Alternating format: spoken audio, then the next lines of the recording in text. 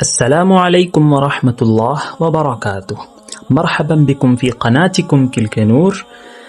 فبعض الإخوة والأخوات العرب قد شاهدوا فيديو لي حيث قمت بعمل خط كتابي، وكان الخط بهذه الطريقة أن لون الحروف كان يتغير ديناميكيا إلى لون تبايني بمجرد الكتابة مرة واحدة، فطلبوا مني درسا حول هذا، والآن أنا هنا وسأقدم لكم كيفية إنشاء التصميم مع لونين بدون تغيير اللون باستخدام البرنامج بروكرييت، ولا تنسوا الاشتراك.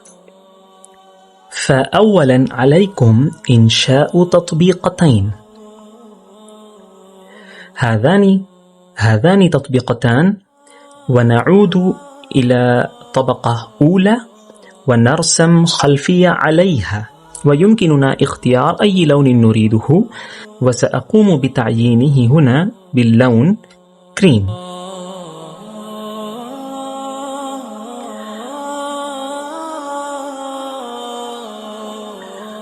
هذا رسم بسيط لخلفية، ثم ننتقل إلى طبقة ثانية ونضبطها على difference في إعدادات هذه الطبقة. هناك difference، ونتعين اللون على سبيل المثال اللون الأزرق الفاتح، ثم الآن نكتب عليها بحيث يمكننا بسهولة كتابة حروفنا أو رسومنا بألوان مختلفة ومتباينة للكاليغرافي والخط العربي. نكتب هنا لغة ضاد.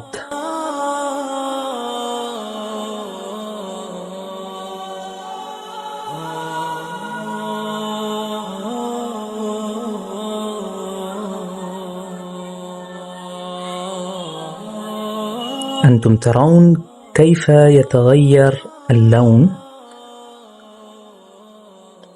على الخلفية وخارج الخلفية. لاحظوا مرة أخرى بتغيير اللون، فهنا أنا أستخدم اللون الأسود، وأنتقل إلى طبقة ثانية وأختار لهذه الطبقة اللون الأبيض. فهذه هي النتيجة.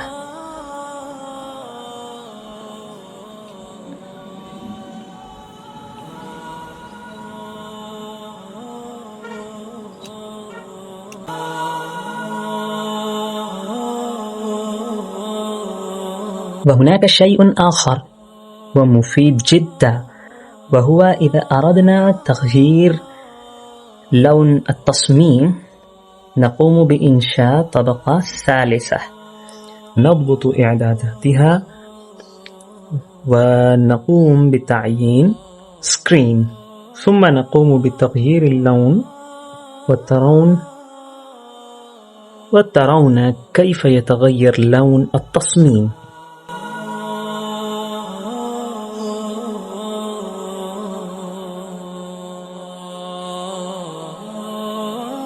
هذه هي الطريقة البسيطة لإنشاء تصاميم جميلة وفريدة مثل هذه.